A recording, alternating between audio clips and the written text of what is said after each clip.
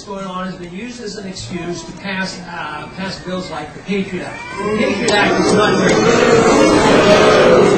We don't need the Patriot Act, which undermines our personal liberties and our right to privacy. And this is what we should be protecting. The Internet has been a real blessing for us in this campaign and for other reasons. It is a political equalizer. When we don't get full attention from the major media, lo and behold, we do get a lot of information out on the Internet.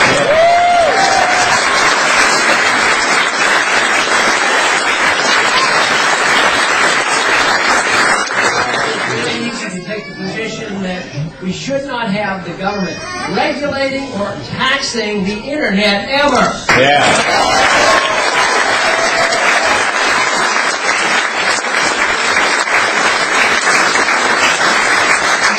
Gradually had our freedoms diminished. We now have posse comitatus has been undermined. The Insurrection Act has been undermined, which the President can make a declaration of emergency without much difficulty. We've set up these military courts, secret prisons, torture.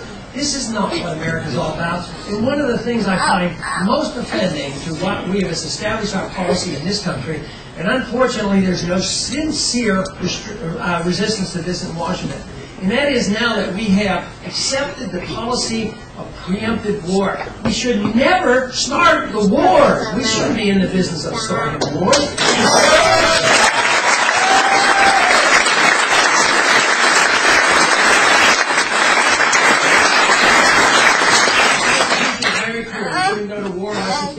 If it is declared, and we all get together, we fight it, win it, and come home.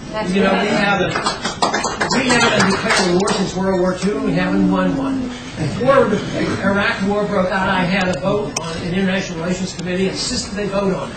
And I, of course, was strongly opposed to it, but the others didn't want to take the responsibility of declaring war up or down. They said, no, let the President decide. He can do what he wants. Declare war or not declare war. In this instance, we were transferring this power to the President. But I was told by a couple of members of the committee that day that this was frivolous, bringing up the subject of the Constitution. And another individual says, oh, that part of the Constitution, that's anachronistic. We don't use that part anymore. They don't use any of it. There's so many people in Washington, and it's the only thing that we have. If we can't hold their feet to the fire and make them listen and obey the Constitution, there is nothing left between what we have today and total dictatorship.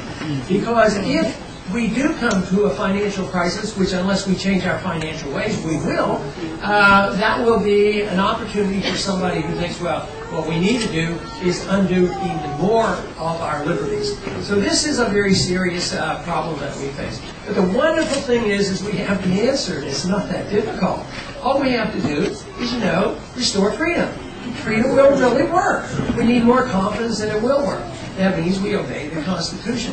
Freedom is just wonderful because it brings people together.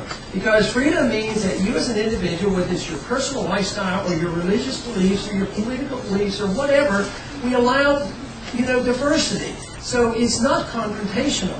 And yet what we have today is very confrontational because not only do they want to tell us how to live our personal lives, they want to tell us how we can spend every single penny we have. And then the government gets involved, and they take the money. Then we have to go to Washington with a bunch of lobbyists trying to recover the little bit we can.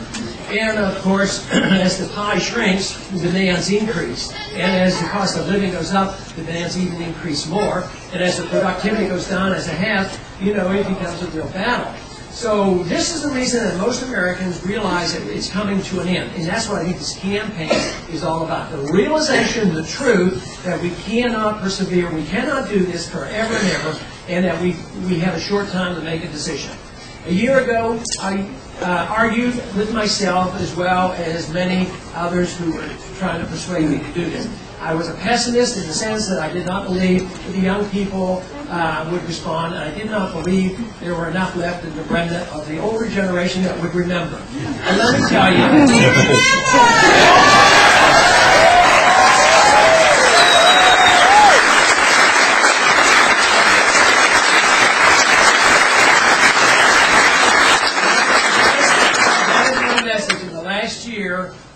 My pessimism has disappeared because I have run into more and more people, and it's people like you who do care. I mean, 4 or 5 years ago, we probably couldn't have done this. I started in the 70s, hardly anybody was talking about it. But a lot of people realize it. So it's coming together now. The realization of the failure of the system, the realization that leaving our Constitution is the basic problem, and that our answers can be found in freedom, something wonderful that has given us our peace and our prosperity in the past and can do it again. So this is a great message. Our traditions can lead us out of this. Other countries that have known nothing but dictatorship have a much tougher time because that's a different revolution. In a way, the revolution that we have now is a healthy revolution. It's a revitalization and an extension of the original revolution, and that is what is so wonderful about what we're doing today. So when so many people come together, it's given us all this encouragement, the ability to raise funds on the internet, the ability to have organizations. We have over 1,500 meetup groups that have gotten together. I'm sure today's crowd was brought together because of the organization through the internet. So we can compete. I think it's the first time in our history where grassroots efforts can literally compete, not only in organization but in raising money. This very day there's a fundraising event going on our internet site, and it looks like it's going to be another very good day. So this means we can compete. The powerful special interests bundle their money, and they all have to come and demand. When people send us money, it's for one thing. They don't ask for anything except all you're asking for is your freedom. That is what is making this country.